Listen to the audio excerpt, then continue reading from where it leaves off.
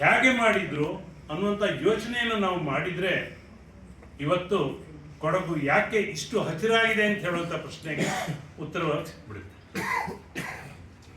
ಪ್ರಪಂಚದಲ್ಲಿ ಸಾಕಷ್ಟು ದೇಶಗಳಲ್ಲಿ, ಭಾರತದ ಸಾಕಷ್ಟು ರಾಜ್ಯಗಳಲ್ಲಿ, ಕರ್ನಾಟಕದ ಸಾಕಷ್ಟು ಜಿಲ್ಲೆಗಳಲ್ಲಿದ್ದಂತಹ ದೇವರ ಕಾಡುಗಳೆಲ್ಲ ನಶಿಸಿ ಹೋಗಿ ಏನೀಗ ಶಿವಕುಮಾರ್ ಅವರು ಹೇಳಿದ್ರು, ಬರೀ ವೃಕ್ಷಗಳು ಉಳಿದು ಕಾಡು ಹೋಗಿ ಬರೀ ಪವಿತ್ರ ವೃಕ್ಷಗಳು ಮಾತ್ರ ಉಳಿದಿದೆ. ಅರಳಿ ಇರ್ಬೋದು, ಆಲ ಇರ್ಬೋದು.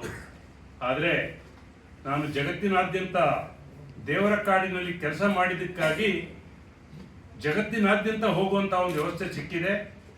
ಹೋದ ಕಡೆ ಎಲ್ಲ ಏನು ಹೇಳ್ತಾರೆ ಅಂತ ಹೇಳಿದ್ರೆ, ಹೇಗೆ ಉಳಿಸ್ಕೊಂಡ್ರಿ ನಿಮ್ಮ ಕೊಡಗಿನಲ್ಲಿ ದೇವರ ಕಾಡುಗಳನ್ನು ಹೇಗೆ ಉಳಿಸ್ಕೊಂಡ್ರಿ?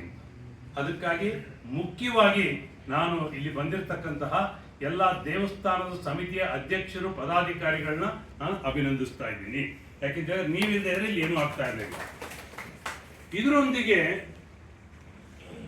ಈ 1214 ದೇವರ ಕಾಡುಗಳಲ್ಲಿ 165 ಬೇರೆ ಬೇರೆ ದೇವರು, ಅಂದ್ರೆ ಒಂದೇ ದೇವರಲ್ಲ, ಜನರ ಮನಸ್ಸಿಗೆ ಬಂದ ಹಾಗೆ ಅವರೇ ಕ್ರಿಯೇಟ್ ಮಾಡಿಕೊಂಡಂತಹ ದೇವರುಗಳು, ಸ್ಥಳೀಯವಾಗಿ ಏನು ಜನಪದದಲ್ಲಿ ಹೇಳ್ತಾರೆ ಆ ರೀತಿಯಲ್ಲಿ 165 ಬೇರೆ ಬೇರೆ ದೇವರು.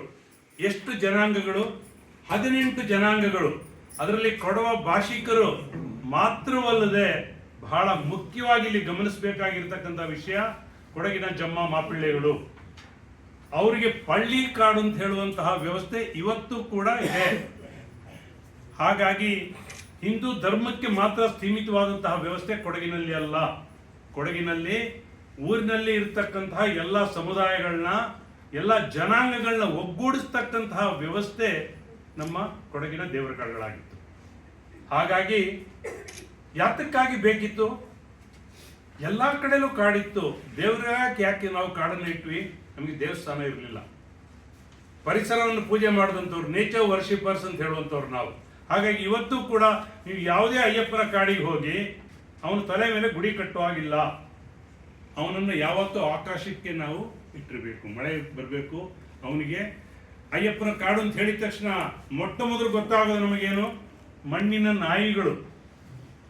ಅವನಿಗೆ ನಾವು ಆಫರ್ ಮಾಡ್ತಕ್ಕಂಥದ್ದು, ಅವನಿಗೆ ಅತಿ ಹೆಚ್ಚು ಪ್ರಿಯವಾಗಿರ್ತಕ್ಕಂಥ ವಿಷಯ ನಾಯಿಗಳು, ಬೇಟೆಗಾರ ಅವನು. ಹಾಗಾಗಿ ಮಣ್ಣಿನ ನಾಯಿಗಳನ್ನ ಮಾಡಿಕೊಡ್ತೀವಿ. ಹಾಗಾಗಿ ಪೂಜಾ ಸ್ಥಾನಗಳು ಒಂದಾದರೆ, ಎರಡನೇದು ಹಳೆ ಕಾಲದಲ್ಲಿ ಕೋರ್ಟ್ ಇರಲಿಲ್ಲ. ಯಾರು ನ್ಯಾಯ ಕೊಡ್ತಾ ಇದ್ರು? ದೇವರು. ಮೈ ಮೇಲೆ ದೇವರು ಬಂದು ಮಾತಾಡಿದಾಗ ಊರಿನಲ್ಲಿರ್ತಕ್ಕಂತಹ ಸಮಸ್ಯೆಗಳಿಗೆ ಪರಿಹಾರವನ್ನು ಕೊಡ್ತಾ ಇದ್ದು ದೇವ್ರ ಹತ್ರ. ಪನಿಷ್ಮೆಂಟ್ ಹೇಗಿರೋದು? ಸಣ್ಣ ತಪ್ಪಿಗೆ ತಪ್ಪಡಕ ಅಂದ್ರೆ ದುಡ್ಡನ್ನು ಕಟ್ತಕ್ಕಂಥದ್ದು, ದೊಡ್ಡ ತಪ್ಪಿಗೆ ಪರಂಬಡಿ ಅಂದ್ರೆ ಗ್ರಾಮದಿಂದ ಹೊರಗಡೆ ಹಾಕ್ತಕ್ಕಂಥದ್ದು. ಗ್ರಾಮದಲ್ಲಿ ಯಾರು ಕೂಡ ಅವ್ರ ಜೊತೆಗೆ ಸೇರು ಹಾಗಿಲ್ಲ, ಮತ್ತೆ ಬರ್ತಕ್ಕಂಥದ್ದು. ಹಾಗಾಗಿ ಬರೀ ಧಾರ್ಮಿಕ ಕೇಂದ್ರಗಳನ್ನು ಮಾತ್ರ ಮಾಡಲಿಲ್ಲ ನಮ್ಮ ಹಿರಿಯರು, ದೇವರ ಕಾಡುಗಳನ್ನ ಈ ಒಂದು ನ್ಯಾಯ ಕೊಡ್ತಕ್ಕಂಥ ಸ್ಥಾನವನ್ನಾಗಿ ಮಾಡಿ. ಇದಲ್ಲದೆ ಎಲ್ಲ ಸಮುದಾಯಗಳಿಗೂ ಕೂಡ ಒಂದೊಂದು ಜವಾಬ್ದಾರಿಯನ್ನು ಕೊಟ್ಟಿದ್ರು ಪೂಜೆ ಮಾಡತಕ್ಕಂಥ ವ್ಯವಸ್ಥೆಯಲ್ಲಿ. ಹಾಗಾಗಿ ಊರಿನಲ್ಲಿರ್ತಕ್ಕಂತಹ ಎಲ್ಲ ಸಮುದಾಯಗಳನ್ನ ಜೊತೆಗೆ ತಂದು ಬೆರೆಸಿ ನಡೆಸಿದಂತಹ ಒಂದು ವ್ಯವಸ್ಥೆಯನ್ನ ಕ್ರಿಯೇಟ್ ಮಾಡಿದ್ರು. ಇಷ್ಟಕ್ಕೆ ಸಾಕಾಯ್ತೆ? ಇಲ್ಲ. ನಮ್ಮ ದೇವರು ಅಂತ ಹೇಳಿದ್ರೆ, ಹಳ್ಳಿಯಲ್ಲಿ ನಮ್ಮ ಕೊಡಗಿನಲ್ಲಿ ಎಷ್ಟೊಂದು ಉತ್ಸವ, ಅದಕ್ಕೊಂದು ಹೆಮ್ಮೆ ಅಂತ ಹೇಳಿದ್ರೆ, ವರ್ಷಕ್ಕೆ 3 ಸಲ ಹೋಗ್ತಾ ಇದ್ದೀವಿ ನಾವು. ದಿನನಿತ್ಯ ನಾವು ಹೋಗಿ ಪೂಜೆ ಮಾಡುವಂಥ ವ್ಯವಸ್ಥೆ ಕೊಡಗಿನಲ್ಲಿ ಇರಲಿಲ್ಲ. ಪುತ್ರಿಗೆ ಹೋಗ್ತಾ ಇದ್ವಿ, ಕೈಲ್ಬುರ್ದಕ್ಕೆ ಹೋಗ್ತಾ ಇದ್ವಿ, ಮತ್ತೆ ನಮ್ಮ ದೇವರ ಹಬ್ಬಕ್ಕೆ ಹೋಗ್ತಾ ಇದ್ವಿ. ಆದರೆ ಅಲ್ಲಿ ನಡೀತಕ್ಕಂತಹ ಕಟ್ಟುಪಾಡುಗಳು ಹೇಗಿತ್ತು ಅಂತ ಹೇಳಿದ್ರೆ, ಪ್ರತಿನಿತ್ಯ ಒಂದಿತ್ತು ರೂಲು. ಚಪ್ಪಲಿ ಹಾಕೊಂಡು ಹೊರಗಡೆ ಹೋಗುವಾಗಿಲ್ಲ, ನೀವು ಅದನ್ನು ಹೊರಗಡೆ ಹೋದ್ರೆ ಹೇಸಿಗೆ ಮಾಡುವಾಗಿಲ್ಲ. ಇದೆಲ್ಲ ಯಾಕೆ? Social fence. ಇವತ್ತು ನಮಗೆ ಬೇಲಿ, ಫಿಸಿಕಲ್ ಬೇಲಿ ಬೇಕಿದೆ. ಆದರೆ ಹಳೆ ಕಾಲದಲ್ಲಿ ಸೋಷಿಯಲ್ ಫೆನ್ಸ್ ಅಂದ್ರೆ ದೇವರಲ್ಲಿದ್ದಂತಹ ಭಯ, ಅದು ಸೋಷಿಯಲ್ ಫೆನ್ಸ್. ಇವತ್ತು ವನಭದ್ರಕಾಳಿ ದೇವಸ್ಥಾನ ಹಾತೂರಿನ ಮೇನ್ ರೋಡಲ್ಲಿದೆ. ಒಂದು ಇಷ್ಟು ಕೂಡ ಎನ್ಕ್ರೋಚ್ಮೆಂಟ್ ಯಾಕಾಗಿಲ್ಲ? ಆ ಹಬ್ಬವನ್ನು ನಾಗರಾಜ್ ಸರ್, ಚಂದ್ರಕಾಂತ್ ಸರ್ ಎಲ್ಲ ನಾವೆಲ್ಲ ರೆಕಾರ್ಡ್ ಮಾಡಿದ್ದೇವೆ. ನೀವು ಹಬ್ಬ ಒಂದ್ಸಲಿ ನೋಡಿದ್ದು ಸಾಕು. ನನಗೆ ಮೊಟ್ಟ ಮೊದಲ ಅನುಭವ ನನ್ನ ತಂದೆ, ನಾನು ಮಾಯಮುಡಿ ಶಾಲೆಯಲ್ಲಿ ಓದ್ತಾ ಇದ್ದಾಗ ಹೆಗ್ಗಳದಲ್ಲಿರ್ತಕ್ಕಂಥ ಈಶ್ವರನ ದೇವಸ್ಥಾನಕ್ಕೆ ರಾತ್ರಿ ಕರ್ಕೊಂಡು ಹೋಗಿದ್ದು. 3 ದೇವರು ಬರ್ತಾ ಇತ್ತಲ್ಲಿ, ಭಗವತಿ, ಅಯ್ಯಪ್ಪ, ವಿಷ್ಣುಮೂರ್ತಿ. ದೇವರು ಮೈ ಮೇಲೆ ಬಂದು ಕೈಯಲ್ಲಿ ಕೋಲು ಕತ್ತಿ ಹಿಡ್ಕೊಂಡು ನಿಂತರೆ ಇನ್ನೇನು ಇಲ್ಲ. ಆ ಮಕ್ಕಳಿಗೆ ಸಣ್ಣ ವಯಸ್ಸಿನಲ್ಲೇ ಬರ್ತಾ ಇದ್ದಂತಹ ಭಯ ಏನಿತ್ತು, ಸೋಷಿಯಲ್ ಫೆನ್ಸ್, ಅದು ನನ್ನ ಮನಸ್ಸಿನಲ್ಲಿ ಹಾಗೆ ಉಳಿದಿದೆ. ಇವತ್ತು ಅದನ್ನು ಮೀರಿ ನಾವು ನಮ್ಮ ದೇವರ ಕಾಡುಗಳಿಗೆ ಬೇಲಿ ಹಾಕ್ಕೊಡಿ ಅಂತ ಹೇಳುವಂತಹ ವ್ಯವಸ್ಥೆಗೆ ಬಂದು ತಲುಪಿದ್ದೇವೆ. From social fence to physical fence. ಇದಿಷ್ಟಕ್ಕೆ ಆಯ್ತೆ? ಇಲ್ಲ. ಕೊಡಗಿನ ದೇವರ ಕಾಡುಗಳ ಉತ್ಸವವನ್ನು ನೀವು ಬಂದು ನೋಡಿದರೆ ಗೊತ್ತಾಗ್ತದೆ. ಕೊಡಗಿನ ಎಲ್ಲ ನಮ್ಮ ಸಾಂಪ್ರದಾಯಿಕ ನೃತ್ಯಗಳು ಪ್ರಾರಂಭವಾಗಿದೆಯಲ್ಲಿ ದೇವರ ನಡೆಯಲ್ಲಿ ಮಾತ್ರ. ಬೊಳಕಾಟ ಇರ್ಬೋದು, ಪೀಲಿಯಾಟ ಇರ್ಬೋದು, ಕತ್ಯಾಟ ಇರ್ಬೋದು, ಕೊಂಬಾಟ ಇರ್ಬೋದು, ಎಲ್ಲ ಕುಣಿತಗಳು ಕೂಡ ದೇವರಿಗೆ ನಾವು ಪ್ರಾರಂಭ ಮಾಡಿದ್ದು. ಆಮೇಲೆ ಇವತ್ತು ಅದನ್ನು ಹೊರಗಡೆ ತಂದಿದ್ದೇವೆ. ಹಾಗಾಗಿ ಧಾರ್ಮಿಕ, ಸಾಂಸ್ಕೃತಿಕ, ಸಾಮಾಜಿಕ ಇವೆಲ್ಲ ವ್ಯವಸ್ಥೆಗಳನ್ನ ಒಳಗೊಂಡು ಇಂದು ಜೈವಿಕ ಬಯೋಡೈವರ್ಸಿಟಿಯನ್ನು ಉಳಿಸ್ತಕ್ಕಂತಹ ಕೆಲಸವನ್ನು ಕೂಡ ನಮ್ಮ ದೇವರ ಕಾಡುಗಳು ಮಾಡ್ತಾ ಇದೆ. ಹಾಗಾಗಿ ಪ್ರಪಂಚದ ಇನ್ಯಾವುದೇ ಭಾಗದಲ್ಲೂ ಕೂಡ ಇಂತಹ ವ್ಯವಸ್ಥೆ ಇಲ್ಲ. ಯಾತಕ್ಕೆ ಇದನ್ನು ಹೇಳ್ತಾ ಇದ್ದೀನಿ ಅಂತ ಹೇಳಿದ್ರೆ, ಏನು ನಮ್ಮ ಹಿರಿಯರು ಮಾಡ್ಕೊಂಡು ಬಂದರು ಅದನ್ನು ನೋಡಿದ್ರು ರಾಜರು. ಇಲ್ಲೇನೋ ಒಂದು ವ್ಯವಸ್ಥೆ ಇದೆ, ಯಾಕೆ ಈ ಗ್ರಾಮಗಳಲ್ಲಿ ಇಷ್ಟೊಂದು ನಿಯತ್ತಿದೆ, ಹೌದು ಇಲ್ಲೇನೋ ಒಂದು ವ್ಯವಸ್ಥೆ ಉಂಟಲ್ಲ, ಅದನ್ನು ಅವರು ಹೊಳಹೊಕ್ಕು ನೋಡಿದಾಗ ಏನು ಕಂಡ್ರು? ದೇವರ ಕಾಡುಗಳನ್ನ ಕಂಡ್ರು. ಹಾಗಾಗಿ ರಾಜರು ಇದಕ್ಕೊಂದು ಅಧಿಕಾರವನ್ನು ಕೊಟ್ಟರು. ತದನಂತರ ಬಂದ ಬ್ರಿಟಿಷರು ನೋಡಿದ್ರು, ಮತ್ತೆ ರಾಜರು ಏನೋ ಒಂದು ಅಧಿಕಾರವನ್ನು ಕೊಟ್ಟಿದ್ದಾರಲ್ಲ, ಯಾತಕ್ಕಾಗಿ ಇಷ್ಟು ಇಲ್ಲಿ ಜನ ಇಷ್ಟು ವ್ಯವಸ್ಥಿತವಾಗಿ ಇಷ್ಟು ಶಿಸ್ತು ನಿಂತಿದ್ದಾರೆ, ಪ್ರತಿ ಮನೆಯಲ್ಲೂ ಕೂಡ ಕೋವಿ ಇದ್ರೂ ಕೂಡ ಯಾತಕ್ಕೆ ಇಷ್ಟು ಶಿಸ್ತಿದೆ ಅಂತ ಹೇಳಿದಾಗ ಅವರು ಅರ್ಥಕೊಂಡಿದ್ದು ಮೂಲ ದೇವರ ಕಾಡು. ಅದಕ್ಕಾಗಿ ಬ್ರಿಟಿಷರು ಏನ್ ಮಾಡಿದ್ರು, ಇದು ಸಮುದಾಯಕ್ಕೆ ಸೇರಿದಂತಹ ಆಸ್ತಿ, ಇದು ಮುಂದೊಂದು ದಿವಸ ಕಳೆದು ಹೋಗ್ಬೋದು ಅಂತ ಹೇಳಿ ಅದಕ್ಕೆ ಪ್ರೊಟೆಕ್ಟೆಡ್ ಫಾರೆಸ್ಟ್ ಅಂತ ಹೇಳುವಂತಹ ಸ್ಟೇಟಸ್ ಅನ್ನ ಮೊಟ್ಟ ಮೊದಲು 1905ರಲ್ಲಿ ಕೊಟ್ಟಿದ್ದು ಬ್ರಿಟಿಷ್ ಸರ್ಕಾರ. ರಾಜರು ಕೊಟ್ಟಿದ್ದನ್ನ ಅವರು ರಾಜರ ಏನು ಶಿಸ್ತಿನಲ್ಲಿ ಇತ್ತು, ಇದೆಲ್ಲವೂ ಇತ್ತು, ಅದನ್ನ ಇವರು ಲಾಗೆ ತಗೊಂಡ್ಬಂದ್ರು. ಭಾರತ ದೇಶದ ಇನ್ಯಾವುದೇ ಭೂಭಾಗದಲ್ಲಿ ದೇವರ ಕಾಡುಗಳನ್ನ ಪ್ರೊಟೆಕ್ಟೆಡ್ ಫಾರೆಸ್ಟ್ ಅಂತ ಡಿಕ್ಲೇರ್ ಮಾಡಿದ್ದಿಲ್ಲ. ಇವತ್ತು ದಕ್ಷಿಣ ಕನ್ನಡದಲ್ಲಿ ನಾಗಬನಗಳು ಏನಾಗಿದೆ, ಬನ ಹೋಗಿ ಬರೀ ದೇವಸ್ಥಾನ ಮಾತ್ರ ಉಳಿದಿದೆ. ಯಾತಕ್ಕೆ? ಅವೆಲ್ಲ ಪ್ರೈವೇಟ್ ಪ್ರಾಪರ್ಟೀಸ್. ಕೇರಳದಲ್ಲಿ ಕಾವುಗಳು ಏನಾಗಿದೆ, ಆ ತರವಡಗಳು ಎಲ್ಲ ಹೋಗಿ ಬರೀ ಕಾವುಗಳಲ್ಲಿ ಬರೀ ಒಂದು ಸ್ಥಾನ ಮಾತ್ರ ಉಳಿದಿದೆ. ಯಾಕೆ? ಅದು ಕೂಡ ಪ್ರೈವೇಟ್ ಪ್ರಾಪರ್ಟೀಸ್. ಹಾಗಾಗಿ ಇದನ್ನ ಯಾವತ್ತೂ ಕೂಡ ಕೊಡಗಿನಲ್ಲಿ ವೈಯಕ್ತಿಕವಾದಂತಹ ಆಸ್ತಿ ಅಂತ ಅವ್ರು ಪರಿಗಣನೆ ಮಾಡಲೇ ಇಲ್ಲ. ಮಾಡಿದ್ದು ಸಮುದಾಯದ ಆಸ್ತಿ, ದೇವರ ಆಸ್ತಿ ಅಂತ ಹೇಳಿದಕ್ಕಾಗಿ ಈ ಒಂದು ವ್ಯವಸ್ಥೆಯನ್ನ ಮಾಡ್ಕೊಂಡು ಬಂದಿದ್ದೇವೆ.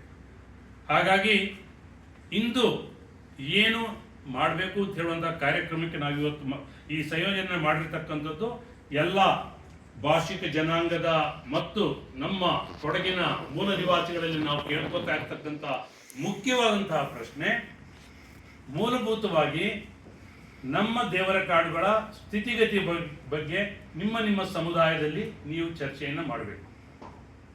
ಏನು ಇದು ಬೇಕೇ ಬೇಡವೇ? ಬೇಡದೇ ಇದ್ರೆ ಬಿಟ್ಬಿಡೋಣ, ತೊಂದರೆ ಇಲ್ಲ. ಬೇಕು ಅಂತಿದ್ರೆ ನಾವು ಯಾರಿಗೆ ಮಾಹಿತಿಯನ್ನು ಕೊಡಬೇಕಾಗುತ್ತೆ ಅಂದರೆ ನಮ್ಮ ಸಮುದಾಯದಲ್ಲಿರ್ತಕ್ಕಂಥ ಮಕ್ಕಳಿಗೆ ಮಾಹಿತಿಯನ್ನು ಕೊಡಬೇಕಾಗುತ್ತೆ. ಈ ಬಗ್ಗೆ ಹೇಳಿದ್ರು. ಮಕ್ಕಳಿಗೆ ಯಾವ ರೀತಿ ಮಾಹಿತಿಯನ್ನು ಕೊಡಬೇಕು ದಯವಿಟ್ಟು ಹೇಳ್ತೇನೆ. ಕಥೆಗಳಿದೆ, ಬಹಳ ಸುಂದರವಾದಂತಹ ಕಥೆಗಳು ಹಿರಿಯರ ಹತ್ರ ಇದೆ. ಇದರ ಡಾಕ್ಯುಮೆಂಟೇಶನ್ ಆಗಬೇಕು. ಆಳಲ್ಲಮ್ಮ ಆಡು, ಆಳಲ್ಲಮ್ಮ ಆಡು, ಆಳಲ್ಲಮ್ಮ ಆಡು ಅಂತ ಹೇಳುವಂಥದ್ದು ಇವತ್ತು ಕೂಡ.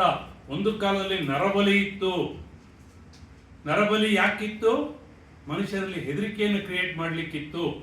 ಅಲ್ಲಿಂದ ಇವತ್ತು ನಾವು ಪ್ರಾಣಿ ದೇವರಿಗೆ ಆಹಾರವನ್ನು ಕೊಡತಕ್ಕಂಥ ವ್ಯವಸ್ಥೆಯನ್ನು ತಂದಿದ್ದೇವೆ. ಇವೆಲ್ಲವೂ ಕೂಡ ಈ ಒಂದು ವ್ಯವಸ್ಥೆಯಲ್ಲಿದೆ. ಅದಕ್ಕೆ ಇವತ್ತಿನ ಲೀಗಲ್ ಸಿಸ್ಟಮ್ ಪ್ರಕಾರ ಅದನ್ನ ಮಾಡಬೇಕು ಬೇಡವು ಅಂತ ಹೇಳುವಂಥ ಪ್ರಶ್ನೆ ಬೇರೆ. ಬರೀ ಕೋಲ್ ಮುಖಾಂತರ ಅಥವಾ ನ್ಯಾಯದ ಮುಖಾಂತರ ನೀವು ಕಾಡುಗಳನ್ನ ಉಳಿಸ್ಕೊಳ್ಳೋಕೆ ನಮ್ಮ ಪ್ರಯತ್ನ ಸಕ್ಸಸ್ ಆಗಿಲ್ಲ. ನಮಗೆ ಜನಾಂಗದ ಒಂದು ಇದು ಬೇಕು.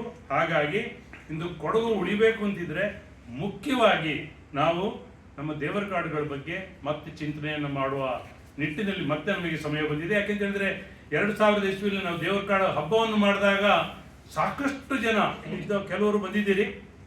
ತಕ್ಕ ಮುಖ್ಯಸ್ಥರು, ವಿರಾಜಪೇಟೆ ತಾಲೂಕಿನಲ್ಲಿ ತಕ್ಕರು ಅಂತ ಹೇಳ್ತೀವಿ, ಸೋಮವಾರಪೇಟೆ ತಾಲೂಕು ಕಡೆ ಬೇರೆ ಕಡೆ ಮುಖ್ಯಸ್ಥರು ಅಂತ ಹೇಳ್ತಾರೆ. ಅವರೆಲ್ಲ ಬಂದು ಕೇಳ್ಕೊಂಡಿದ್ದೇನು ಅಂತ ಹೇಳಿದರೆ, ನಮಗೆ ನಮ್ಮ ದೇವರ ಕಾಡುಗಳನ್ನ ಸರ್ವೆ ಮಾಡಿ ಫಿಸಿಕಲಿ ನಮಗೆ ಹ್ಯಾಂಡ್ ಓವರ್ ಮಾಡಿಬಿಡಿ, ಏನು ವ್ಯವಸ್ಥೆ ಮಾಡಿಕೊಟ್ವಿ. ಅರಣ್ಯ ಇಲಾಖೆಯಿಂದ ಏನಿದೆ, ಸತ್ತು ಬಿದ್ದ ಮರಗಳಿದ್ರೆ ಅದನ್ನು ಅವ್ರು ತಗೊಂಡೋಗಿ 90% ವ್ಯಾಲ್ಯೂನ ದೇವಸ್ಥಾನಕ್ಕೆ ಕೊಡ್ತಾರೆ. ಕೊಟ್ಟಿರ್ತಕ್ಕಂಥ ವ್ಯವಸ್ಥೆಯನ್ನು ಸಾಕಷ್ಟು ನಾವು ಮಾಡಿಸಿದ್ದೀವಿ. ದೇವದಾರು ಮರದಿಂದ ಹಿಡಿದು ಅತಿ ಬೆಲೆ ಬಾಳ್ತಕ್ಕಂತಹ ಮರಗಳು ಕಡಿಯೋ ಆಗಿಲ್ಲ. ಸತ್ತು ಕೆಳಗಡೆ ಬಿದ್ದಿದ್ರೆ ದೇವಸ್ಥಾನವನ್ನು ಮತ್ತೆ ನೀವು ಕಟ್ಟಬೇಕು ಅಂತಿದ್ರೆ ಅಥವಾ ಇನ್ನೊಂದು ಕೆಲಸವನ್ನು ಮಾಡೋದಿದ್ರೆ ಅರಣ್ಯ ಇಲಾಖೆಯವರು ಆ ಮರಗಳನ್ನ ತಗೊಂಡೋಗಿ ಕೊಟ್ಟಿದ್ದಾರೆ. ಕದನೂರಲ್ಲಿ ನಾನೇ 12 ಲಕ್ಷ ರೂಪಾಯಿ ದೇವದಾರು ಮರಗಳನ್ನ ನಾವು ಸತ್ತಿದ್ದ ಮರಗಳನ್ನ ಮಾಡಿ ಕೊಟ್ಟಿದ್ದೇವೆ. ಹಾಗಾಗಿ ಇಂದು ವಿದ್ಯಾರ್ಥಿಗಳು ಎಲ್ಲಿದ್ದೀರಿ, ಸ್ಪೆಷಲಿ ಸೆಕೆಂಡ್ ಇಯರ್ ಸ್ಟೂಡೆಂಟ್ಸ್, ನೀವು ಈ ಫಾರೆಸ್ಟ್ರಿ ಬಗ್ಗೆ ನೀವು ಓದ್ತಾ ಇರೋದ್ರಿಂದ ಪಕ್ಕದಲ್ಲೇ ಇರ್ತಕ್ಕಂಥ ದೇವರ ಕಾಡುಗಳಿಗೆ ಸುಮ್ಮನೆ ಒಂದು ಸ್ಪೇಸ್ ಆಗಿ ಹೋಗಬೇಡಿ. ಅಲ್ಲಿ ಹೋದಾಗ ಹಿರಿಯರೊಂದಿಗೆ ಮಾತಾಡಿ ಆ ಕಥೆಗಳನ್ನ ತಿಳ್ಕೊಳ್ಳಿ. ವಿದ್ಯಾ ಜಗದೀಶ್ ಇಲ್ಲೇ ಇದ್ದೀರಾ, ಎಲ್ಲಾದರೂ ಹೊರಗಡೆ ನಿಂತಿದ್ದಾರಾ? ಹಾಗೆ ಮೇಡಮ್ ಇಲ್ಲಿದ್ದಾರೆ ನೋಡಿ, ಅವ್ರು ಎದ್ದು ಗುರುತಿಸ್ಕೋಬೇಕು ದಯವಿಟ್ಟು. ಇವರಿಬ್ಬರು ಇವತ್ತಿನ ವ್ಯವಸ್ಥೆಯಲ್ಲಿ ದೇವರ ಕಾಡುಗಳಿಗೆ ಹೋಗಿ ಅದ್ರ ಬಗ್ಗೆ ಸಂಶೋಧನೆಗಳನ್ನ ಮಾಡಿ ಈಗ ಪುಸ್ತಕಗಳನ್ನ ಇಬ್ರು ಹೊರತಂದಿದ್ದಾರೆ. ಅಂದ್ರೆ ಎಲ್ಲೋ ಒಂದು ಶಕ್ತಿ ಇದೆ ಅಂತ ಆಯ್ತು. ದೇವಿಯ ಒಂದು ಅವತಾರದಲ್ಲಿ ಇವರೆಲ್ಲ ಬಂದು ಕೆಲಸವನ್ನು ಮಾಡ್ತಾ ಇರ್ತಕ್ಕಂಥದ್ದು ನಿರಂತರವಾಗಿ ಈ ಒಂದು ದೇವರ ಕಾಡುಗಳಲ್ಲಿ ಕೆಲಸ ನಡೆಯುತ್ತೆ ಅಂತ ಹೇಳೋದಕ್ಕೆ ನಿಮಗೆ ಆಶ್ಚರ್ಯ ಆಗ್ಬೋದು. ಪ್ರಪಂಚದ 8 ದೇಶಗಳಿಂದ ವಿಜ್ಞಾನಿಗಳು ವಿದ್ಯಾರ್ಥಿಗಳು ಬಂದು ನಮ್ಮಲ್ಲಿ 3 ವರ್ಷ 4 ವರ್ಷ ಇದ್ದು ಕೆಲಸವನ್ನು ಮಾಡಿ ಹೋಗಿದ್ದಾರೆ ದೇವರ ಕಾಡುಗಳಲ್ಲಿ. ಇದಕ್ಕೆಲ್ಲರೂ ಫಸ್ಟ್ ರಿಸರ್ಚರ್ ಕೊಡಗಿನ ದೇವರ ಕಾಡುಗಳ ಬಗ್ಗೆ ಯಾರು ಅಂತ ಹೇಳಿದ್ರೆ ಗುರುಗಳು ಕೂತಿಯಾರೆ. ಇವರು ಮಾಡಿದಂತಹ ಕೆಲಸ, ಅವ್ರು ಯಾರು, ಕೊಡಗಿನ ಒಂದು ಸರ್ಕಾರಿ ಶಾಲೆಯಲ್ಲಿ ಮೇಸ್ಟ್ರಾಗಿ ಬಂದವರು. ಅವ್ರಿಗೆ ಯಾಕೆ ಬೇಕಿತ್ತು ಈ ಕೆಲಸ? ಈ ಸಂಸ್ಕೃತಿಯ ಬಗ್ಗೆ ಅವ್ರು ಮಾಡಿರ್ತಕ್ಕಂಥ, ದಯವಿಟ್ಟು ಅವರ ಪುಸ್ತಕಗಳು ಅವೈಲಬಲ್ ಇದೆ, ವಿದ್ಯಾರ್ಥಿಗಳು ಓದಬೇಕು, ಕೊಡಗಿನ ಬಗ್ಗೆ ತಿಳ್ಕೋಬೇಕು ಅಂತಿದ್ರೆ ಸ್ಥಳನಾಮಗಳಿರಲಿ, ನಮ್ಮ ವ್ಯವಸ್ಥೆಗಳಿರಲಿ, ನಮ್ಮ ಸಮುದಾಯಗಳು, ಭಾಷಿಕ ಸಮುದಾಯಗಳ ಬಗ್ಗೆ ಅವ್ರು ಮಾಡಿರ್ತಕ್ಕಂಥ ರಿಸರ್ಚ್. ಅವ್ರನ್ನ ರಾಮ ಅಂತ ಹೇಳ್ತೀನಿ, ಅವರು ತಮ್ಮ ಲಕ್ಷ್ಮಣ ಚಂದ್ರಕಾಂತ್ ಮುಂದೆ ಕೂತಿದ್ದಾರೆ, ನನ್ನ ಗುರುಗಳು. Is retired dean of the agriculture college in GKVK. ಅವರು ಇಂಟರ್ನ್ಯಾಷನಲಿ ರಿನೌಂಡ್ ಎಕಾನಮಿಸ್ಟ್. ಅವರು ಅಣ್ಣನಿಂದ ಪ್ರಭಾವಿತಗೊಂಡು ಕೊಡಗಿನ ದೇವರ ಕಾಡುಗಳ ಎಕ್ಸಿಸ್ಟೆನ್ಸ್ ವ್ಯಾಲ್ಯೂಯೇಷನ್, ಅಂದ್ರೆ ಅದರಿಂದ ಯಾವುದೂ ವ್ಯಾಲ್ಯೂ ಬೇಡ, ಅದು ಹಾಗೇನೇ ಇದ್ರೆ ಸಮುದಾಯಕ್ಕೆ ಏನು ಪ್ರಯೋಜನ ಅಂತವ್ರ ಬಗ್ಗೆ ಇಂಟರ್ನ್ಯಾಷನಲ್ ರಿಸರ್ಚ್ ಮಾಡಿದ್ದಾರೆ ಅವರು. ಡಾಕ್ಟರ್ ಚಂದ್ರಕಾಂತ್ ಅವ್ರ ಪೇಪರ್ ನೀವು ಓದಬೇಕು. ಇದರೊಂದಿಗೆ ಇವತ್ತು ನಮ್ಮ ಸೌಭಾಗ್ಯ, ಮಂಗಳೂರು ವಿಶ್ವವಿದ್ಯಾಲಯದ ಡಾಕ್ಟರ್ ಕೋಡಿರ ಲೋಕೇಶ್ ಅವರು ಬಂದಿದ್ದಾರೆ. ಇವರು ಕೂಡ ಕೊಡಗಿನ ಅಧ್ಯಯನ ಪೀಠವನ್ನು ಅಲ್ಲಿ ಕ್ರಿಯೇಟ್ ಮಾಡಿ ಸಾಕಷ್ಟು ಕೊಡಗಿನ ವಿಷಯಗಳ ಬಗ್ಗೆ ಮಾಡಲಿಕ್ಕೆ. ಹಾಗಾಗಿ ಈ ಒಂದು ತೊಂದರೆಗಳ ಮಧ್ಯದಲ್ಲಿ ನಿರಂತರವಾಗಿ ದೇಶ ವಿದೇಶಗಳಿಂದ ಜನ ಬಂದಿಲ್ಲಿ ಕೆಲಸ ಮಾಡಿದ್ದಾರೆ ಅಂತ ಹೇಳಿದ್ರೆ ಅದ್ರಲ್ಲಿ ಏನೋ ಒಂದು ಶಕ್ತಿ ಇರಬೇಕು. ನಾವು ಕೊಡಗಿನವ್ರು ಮಾಡೋದು ಮಾಡೋಣ ಬಿಡಿ, ಆದ್ರೆ ಹೊರಗಡೆ ಅವ್ರು ಯಾಕೆ ಬಂದು ಮಾಡ್ಬೇಕಿಲ್ಲಿ? ಅವ್ರಿಗೇನು ಬೇಕಿತ್ತು? ಹಾಗಾಗಿ ವಿದ್ಯಾರ್ಥಿಗಳಿಗೆ ಇನ್ನೂ ಒಂದು ಮಾತನ್ನು ಹೇಳ್ತಾ ಇದ್ದೀನಿ, ನೀವು ಈ ಒಂದು ಅರಣ್ಯಶಾಸ್ತ್ರದಲ್ಲಿ ಮೇಲೆ ಹೋಗಬೇಕು ಅಂತಿದ್ರೆ ಇಲ್ಲಿಯ ದೇವರ ಅನುಗ್ರಹ ನಿಮಗೆಲ್ರಿಗೂ ಬೇಕಾಗುತ್ತೆ. ಇದ್ರ ಬಗ್ಗೆ ನೀವು ಸ್ವಲ್ಪ ಚಿಂತನೆಯನ್ನು ಮಾಡಿ ಕೆಲಸವನ್ನು ಮಾಡತಕ್ಕಂಥ ವ್ಯವಸ್ಥೆಯನ್ನು ಮಾಡಿ ಅಂತ ಹೇಳ್ತಾ, ಇವತ್ತಿನ ಈ ಕಾರ್ಯಕ್ರಮದಲ್ಲಿ ಬಂದಿರತಕ್ಕಂತಹ ಎಲ್ಲ ಯಾರ್ಯಾರಿದ್ದೀರಿ, ದೇವಸ್ಥಾನ ಸಮಿತಿ ಸದಸ್ಯರು, ಭಾಷಿಕರಿರ್ಬೋದು, ನಮ್ಮ ಕೊಡಗು ಮಾಡಲ್ ಫಾರೆಸ್ಟ್ ಟ್ರಸ್ಟ್ನ ಸೆಕ್ರೆಟರಿ ಶೇರಿ ಸುಬ್ಬಯ್ಯನವರಿದ್ದಾರೆ. ಹಾಗಾಗಿ ಯಾರ್ಯಾರಿದ್ದೀರಿ, ನಾವು ಪ್ರತಿಜ್ಞೆಗಳನ್ನೇನು ಮಾಡೋದು ಬೇಡ, ನಾವು ಇಷ್ಟೇ ಮಾಡೋಣ, ನಮ್ಮ ಗ್ರಾಮದಲ್ಲಿರ್ತಕ್ಕಂತಹ ದೇವರ ಕಾಡುವಿನ ಇವತ್ತಿನ ವಸ್ತುಸ್ಥಿತಿಯ ಬಗ್ಗೆ ಒಂದಿಷ್ಟು ಮಾಹಿತಿಯನ್ನು ಕಲೆಕ್ಟ್ ಮಾಡಿ ನಮಗೆ ಮಾಹಿತಿಯನ್ನು ಕೊಡಿ. ತೊಂದರೆಗಳಿದ್ದರೆ ಹೇಳಿ. ಈಗ ಚೇಲಾವರದ ಗ್ರಾಮದವರು ಬಂದು ನಮಗೆ ಹೇಳಿದರು, ಅವರು RTC ಇರ್ತಕ್ಕಂಥದ್ದನ್ನು ಅರಣ್ಯ ಇಲಾಖೆಯವರು ನೋಡ್ತಾ ಇಲ್ಲ ಅಥವಾ ಅವರಿಂದ ಏನು ನಮಗೆ ಸಿಗ್ತಾ ಇಲ್ಲ ಅಂತ. ಈ ರೀತಿ ತೊಂದರೆಗಳನ್ನ ಯಾವ ಮಟ್ಟಕ್ಕೆ ಈ ಒಂದು ಫೈಟ್ ಹೋಗಿದೆ ಅಂದರೆ ಸುಪ್ರೀಂ ಕೋರ್ಟಿಗೆ ಹೋಗಿದೆ. ಕೊಡಗಿನ ದೇವರ ಕಾಡುಗಳನ್ನ ಉಳಿಸ್ಕೋಬೇಕು ಅಂತ ಹೇಳಿ ದೇವಸ್ಥಾನ ಸಮಿತಿಯವರು ಸುಪ್ರೀಂ ಕೋರ್ಟ್ವರೆಗೂ ಹೋಗಿ ಫೈಟ್ ಮಾಡಿ ಆ ರೂಲ್ಸ್ ಅನ್ನು ತಗೊಂಡು, ಯಾಕಂದ್ರೆ ನಾವು ದೇವರ ನ್ಯಾಯ ಒಂದು, ಐ ಆಲ್ವೇಸ್ ಸೇ ಒಂದು. ಇವತ್ತು from supreme lord to supreme lordship, ಅಂದ್ರೆ ದೇವರು ಸುಪ್ರೀಂ ಲಾರ್ಡ್. ಇವತ್ತು ಸುಪ್ರೀಂ ಲಾರ್ಡ್ಶಿಪ್ ಯಾವುದು? Supreme court. ರಾಜಸ್ಥಾನ ಸರ್ಕಾರದಲ್ಲಿ ನಿದರ್ಶನ ಕೊಟ್ಟಿದೆ ಸುಪ್ರೀಂ ಕೋರ್ಟ್, ನಿಮ್ಮ ರಾಜ್ಯಕ್ಕೆ ಹೋಗಿ ದೇವರ ಕಾಡುಗಳನ್ನ ಸರ್ವೆ ಮಾಡಿ ರಿಪೋರ್ಟ್ ತಂದು ಸಬ್ಮಿಟ್ ಮಾಡಿ ಅಂತ. ನಿನ್ನೆ ತಾನೇ ಮುಗೀತು ರಾಜಸ್ಥಾನದ ಇಂಟ್ರಾಕ್ಷನ್, ನಾವು ಪಾರ್ಟಿಸಿಪೇಟ್ ಮಾಡಿದ್ವಿ ಇದರಿಂದ ಆನ್ಲೈನ್. ಹಾಗಾಗಿ ಬಹಳ ತೊಂದರೆಗಳ ನಡುವೆ ಕೂಡ ನಾವು ಬಹಳ ಚೆನ್ನಾಗಿ ಕೆಲಸವನ್ನು ಮಾಡ್ತಾ ಇದ್ದೇವೆ. ಮುಂದಿನ ದಿನಗಳಲ್ಲಿ ಇನ್ನು ಹೆಚ್ಚು ಕೆಲಸವನ್ನು ಮಾಡುವಂಥಲ್ಲಿ ಕೊಡಗು ಮಾಡೆಲ್ ಫಾರೆಸ್ಟ್ ಟ್ರಸ್ಟಿಗೆ ಇವತ್ತು ನಮ್ಮ ಕನ್ನಡ ಸಾಹಿತ್ಯ ಪರಿಷತ್ತು ಕೂಡ ಜೊತೆಗೂಡಿರೋದ್ರಿಂದ ನಾವು ಕೆಲಸವನ್ನು ಮುಂದಕ್ಕೆ ತಗೊಂಡು ಹೋಗೋಣ. ಈ ನಿಟ್ಟಿನಲ್ಲಿ ಮಾಡ್ತಕ್ಕಂಥ ಕೆಲಸಗಳಿಗೆ ನಾಗರಾಜ್ ಸರ್ ಅವರ ನಮಗೆ ಆಶೀರ್ವಾದ ಬೇಕೇ ಬೇಕು. ಚಂದ್ರಕಾಂತ್ ಸರ್ ಅವರು ಕೂಡ ನಮ್ಮ ಜೊತೆಗಿರಬೇಕು. ಎಲ್ಲ ಭಾಷಿಕ ಸಮುದಾಯದ ಹಿರಿಯರು ಕೂಡ ಬೇಕು, ದೇವಸ್ಥಾನದ ಸಮಿತಿಯವರು ಬೇಕು ಅಂತ ಹೇಳ್ತಾ ನನ್ನ ಮಾತುಗಳಿಂದ ಹೇಳ್ತಾ ಇದ್ದೀನಿ.